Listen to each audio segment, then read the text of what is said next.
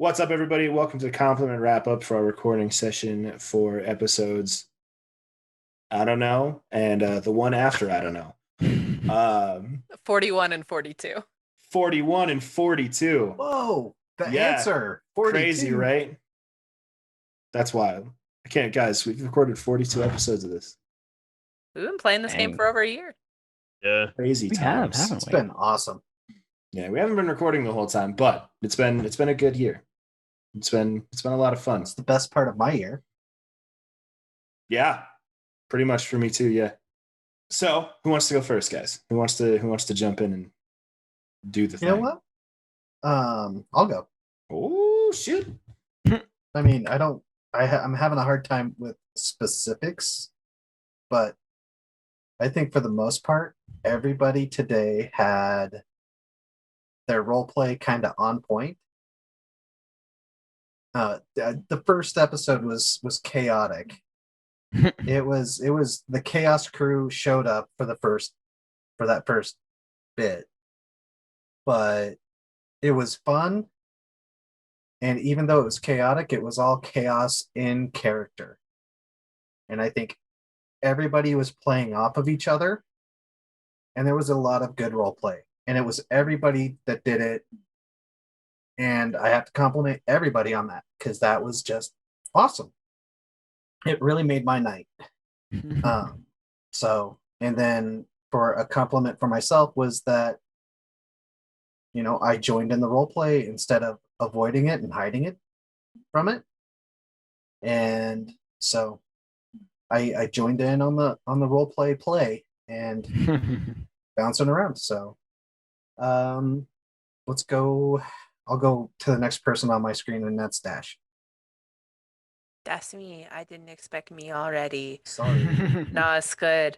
For Lysander, this has kind of been an episode of shaking his faith, not like literal holy faith, but like faith in himself and faith in like what we're doing and that we can do it. Like Zykor brought up a lot of very good points to him, as much as it was like a weird, frustrated circle of like us being terrible at communication with it. It was a lot of like, you guys are causing a lot of reckless damage. Is it worth it? And Lysander took that to heart and was just like, what the fuck are we doing? And so I'm excited to see like just how that started playing out here and how that'll continue to play out. And for others, I think the like quiet, I'm gonna take 2 hours to grieve thing Ileana did was just very sweet and like very soft and quiet, and it came out of fucking nowhere, and I didn't expect it, and that stuck with me. So that was very good. I liked seeing that, or not seeing that, but you know what I mean. And I'll popcorn it to Coda. For other people, it's kind of a two-parter. It's Lysander and Tapartos's back and forth. They've kind of like switched sides where Lysander's like, oh my god, we're killing all these innocent people, and now Tapartos is just like, they had it coming, fuck them. They started it. We were protecting ourselves when Tapartos used to be complete opposite. It was like, no, can we just not kill anyone? I thought that was kind of cool. It's kind of funny how that things have just come around that way. And then for myself, I did some role playing, did some goofy Gargak stuff. I had a lot of fun with it. Fucking sniff for his male move was so bold. I had to do it. I had to go for it.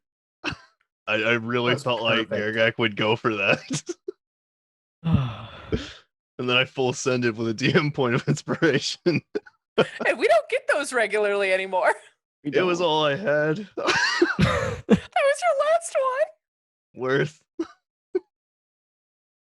I gotta get better about tossing those because I wasn't giving him for in-game stuff because we were doing them for the recaps. So I was giving out so many, and then I forgot that I stopped giving them for recaps. So like those pools have just dwindled, which like is not a terrible thing, but also I should get better at like giving those out for in-game stuff more. So I apologize to you guys. I'll do better about that. You're fine. That's fun.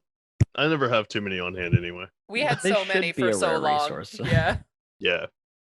It's kind of strong. But then I will popcorn it to Tapartos. All right.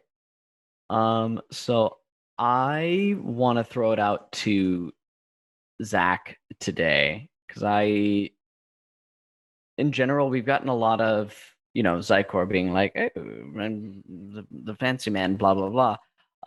And being, kind of off to the side, but you really kind of came into your own and stood up for yourself to this party who's got, like, we're very much an established group and you're very much the new person coming in. And even though you, Zach, have been playing with us for so long, you really stood up for yourself, being like, yo, I don't know what's going on and I'm not comfortable here. And in character, it was super frustrating, but I didn't realize how little you actually knew about the situation. And even with that, it's still, it's forcing me to kind of play with the concept and the characterization of, being in this party, being a veteran member of this party, having this goal that we've got in mind, and having this, punk ass kid coming in and being like, kind of throwing a wrench in things and being like, who the fuck do you think you are? Where at the same time, you're also a competent, Seasoned feasible, adventurer. seasoned person that's, put themselves in as a part of this and we have agreed to take on and we owe a little bit more to. And so that's something that I appreciate you for, like, standing up for yourself, your character, and their convictions. That's going to be interesting to kind of play with going forward. So I definitely commend you for that. As for myself, I thought I had a lot of really great role-playing moments today. Specifically, I feel like in a lot of ways, especially when I started to Partos, he was a wonderful character, but he was a two-dimensional character. He was like, I am good and I'm going to try to do the good things for the good of the goodness. And that ultimately that's what he wants, but he's realizing that the universe is much more complicated than that. And he's beginning to watch his party members in some different ways, shapes, and forms kind of go through that, and being able to almost take an external role of being like, I've been there, I've been through that. Your heart is in the right place, but you've also got to consider other things and the greater picture as a whole. And nothing will ever be universally good or universally bad. And we have to make a choice, even if it hurts and it's scary to make that choice. Like, stepping into that role is something that I've really enjoyed lately, especially with the background of who I have been and who I'm likely going to continue to grow into. So that's something I'm very happy with. I will throw it over to Devin. I mean, I totally agree with what Potter said about Zyko. Just like the perfect, like the role playing, like the new guy to the group perfectly. It's so great getting this new like perspective of like the group is like known for these reasons, not the reasons that you thought that you were known for, and I don't know it's really nice. Um, I also like Anook's almost immediate like when he heard that the kids were hungry and the elderly people were hungry, just immediate off the airship and got the food going. I thought that was a really nice moment too. With Ileana, I guess it would be the grieving thing, how I'm treating that. I didn't make Ileana like perfect. She doesn't have an actual goal. And I did that on purpose because I wanted her to be more reactionary to like what's going on in the group. So she grew an attachment to like her first friend, TV, and then now TV's gone. So she kind of showed the dagger to Lysander at one point, and she's doing this small, like these small bits of breathing just to kind of like ease into it, but she doesn't quite know how to process it. And I think I don't know, I'm doing good with that. Okay. And I think it's Zach, last one. I really gotta give it to Ileana today. Just the little things. I'm gonna go off my own, and then just bringing up small things later on, like that we probably should have asked the devil's name. They are kind of important. My bad. They like it is the fact that they are still, learning how to voice themselves, because as we've stated at the end of the last episode, like they are technically an elf child. Like they still have to learn a lot of things as well as, being as powerful as they are. So it's the age-old trope of, with great power comes great responsibility, and they're learning those things and coming into it pretty well. And and then Olan came and is like, I can see you're truly trying, and you don't have bad habits yet. You're going to be like the consensus brainchild of, do we need to consult with an outside source? Yes, no, okay, I have the sending stone. I'm going to talk to Olan.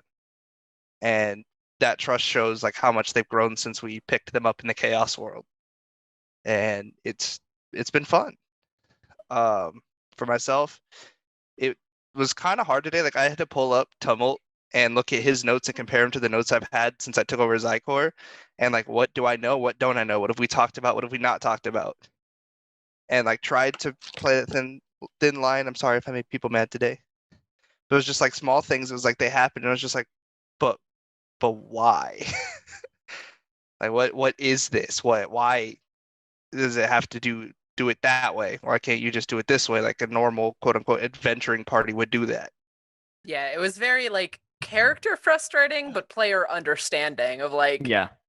Lysander and Zykor are butting heads more than Tumult and Tumult and Lysander ever did. Oh yeah. But it makes sense where it's all coming from. It was like, wait, we're doing what? We're stopping what? What is happening? Yeah. It's like Zykor's constantly saying, we're not adventuring right, and we're not. And that's the thing. I mean, who's to say what's right, what's wrong? It's just I had what I was used to and like all the adventuring that I grew up with, and it became like my thing. Yeah. But that's not your thing. And we're not doing a traditional adventure like you're used to. Yeah, I think what it boils down to is that Zykor grew up as your run-of-the-mill Adventurers League D&D character that grew up on a very like structured and organized adventure that was very much so like, your first quest, young champions, is to go and slay the goblins outside of the village. And the rest of you guys is your adventuring is my fucked up brain. And so Zykor is adjusting to that chaos. Well, especially since a lot of us was, cool, you've been out in the world for 2 months? Save it. And it's like, what? Hold on, what? Like, I think all of us kind of reached that. Anook had like more casual adventures, but it's like the rest of us were just like, cool, now you're in the world and you're the saviors. Have fun. So it's like a very different perspective. We're like, we're just doing the best we can. And you're like, this isn't how it works. And it's like, what do you mean? What do you mean how it works? There's not a way it works. We just throw our heads at stuff and hope. Which is how it works for you guys. And it's like I'm slowly coming to terms with it, and just kind of the more we butt heads in a sense is more like I'm finally getting like the answers in my head like that I wanted. Like what is this? Why would we not do it like this? Why would you not take these items and take them to a city and sell them for money? Like that's how you continue going. That's how you continue doing things. And he was like, no, we got funding. Where? Not anymore. We had funding. It's like we got gifted this airship. Like you what? Like where's this money coming from? And it's like I used to funding your own adventures, and I was like, this is new to have, the quote unquote chosen ones, unfortunately, since you guys don't have a name. But it's like it's weird to have certain things like fall into place, and that just seems weird to me. It's like that normally doesn't happen. It's like normally you have to like fight and earn every step of your journey, and some of these things are kind of like you need this because you were chosen for this, so this is going to come and help you. It's not like super overpowered. Like the airship's not the end all be all for this, like what we're doing in the campaign, but it makes what we're doing a little bit more accessible. Yeah. So it's like a little thing here and there, and it's like beguiling to my adventure of a completely different caliber of from your bootstraps brain. Things are going correct, and it's because they've earned it, not just because like they've earned it in a different way than you just went here, fought this, it. And then sold it, kind of thing, and then continue going. So it's up and coming. I'm gonna keep making this comparison of Adventurers League. Like it's an Adventurers League player thrust into a homebrew campaign for the first time. That's what it is. And I should clarify. I'm not trying to badmouth Adventurers League in any way. I was an Adventurers League DM for a campaign. If that works for you, if that's what's fun for you, I fully support you in that endeavor. I like AL. For me, it was the most boring experience of my entire life. But Alex likes these types of games that are weird, sprawling, save the world, be the heroes, versus go do adventuring. So like that's great. It's just a very different kind of campaign. And I love seeing Zycor come from this sort of like, cool, go to the dungeon, go to the end of the dungeon, punch the ogre, take all his stuff, go home, sell it, rinse and repeat, as opposed to like, we don't know what we're doing. We have 17 different options and we think all of them are wrong. Help.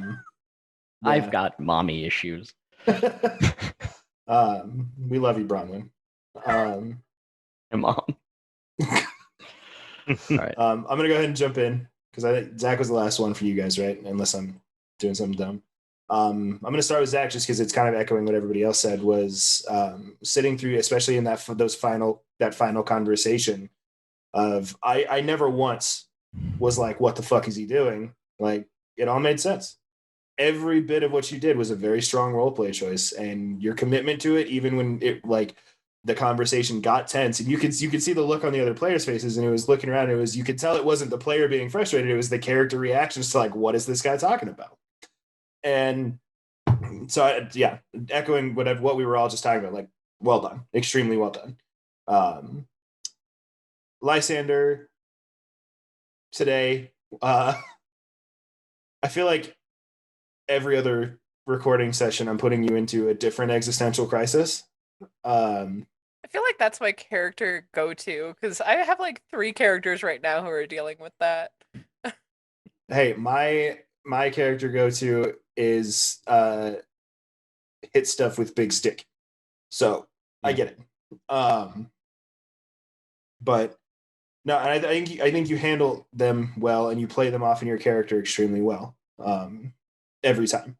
You're a very good performer, and I'm very proud of you and how far you've come since I've known you and we started these journeys. Ileana, you rocked the Garagak slot for me today.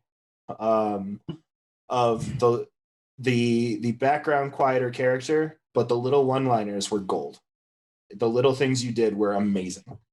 And I'm not discrediting Coda or Garagak in any way. Like I use that term as a compliment, right? Because that's been a thing that I've complimented Coda on numerous times. Of it's those witty one-liners that come through, and today you killed those.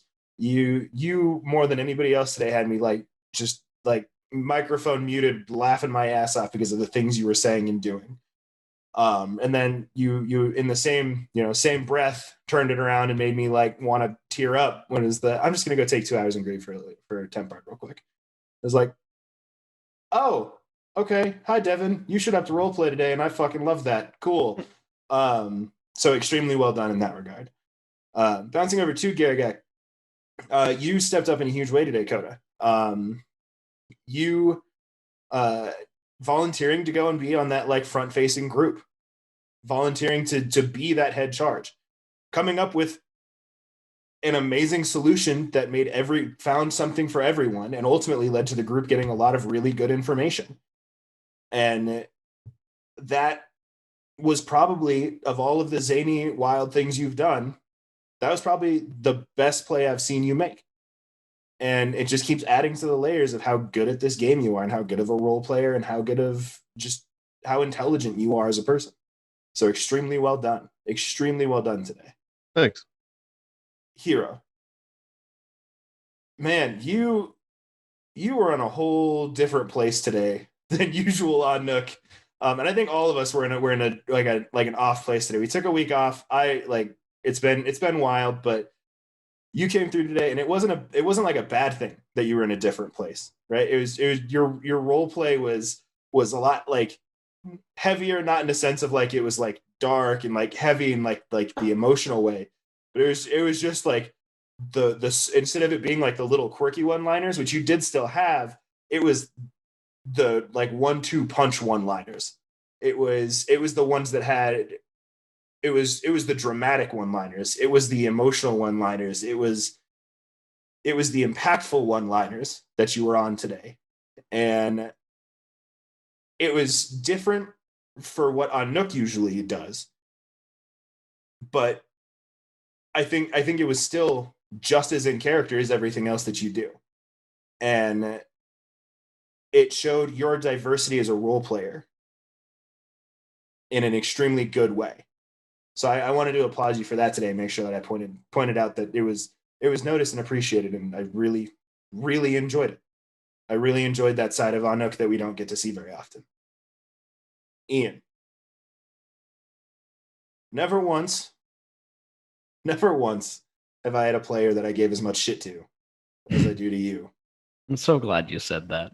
I give you a lot of shit for before we start recording, things like that. During the session, I toss shit at you. But it's Partos today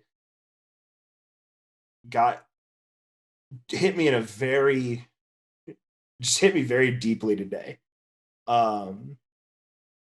Not because you went, you did anything drastic or did anything extremely out of character or changed anything, but you played Departos today in a way, especially about like the smaller interactions with when you first got to the Great Worm Cavern.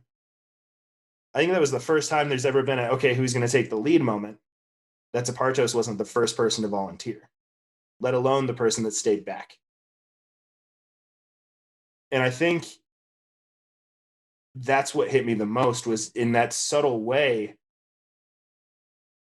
It was you showing that Tepartos' confidence is shaken, and that the things that are happening around Tepartos are truly causing that crisis inside of him, that are causing those confidence shifts and causing those character shifts that he's struggling with.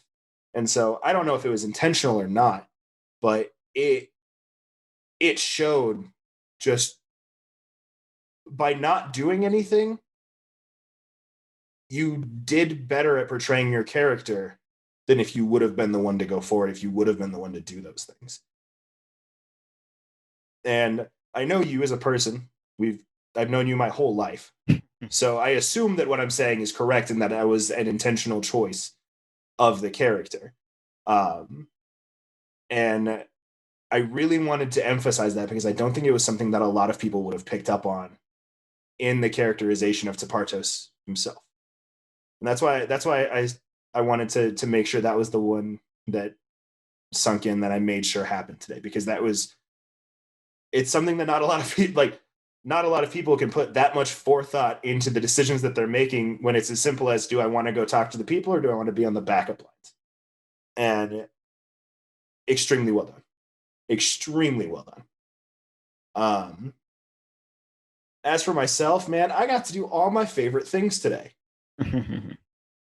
I got to make up an NPC voice on the spot. I got to remember a voice I did months ago. I got to play dad to a bunch of D&D PCs. I got to do a very poor Tim Curry impersonation.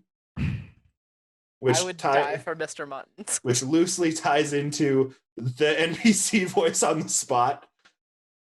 Man. Made us sad. I got to make you sad. I got to cause emotional choice and like the internal crisis of what's more important. I felt terrible that entire interaction. That's not how it is in the book, yo. That's my brain. That's the big brain play. You're a monster. Of me. You're goddamn right I am. I'm proud of it. Goddamn proud of it. No, that's the goal, right? That's, if your players are showing emotion, you're doing something correct.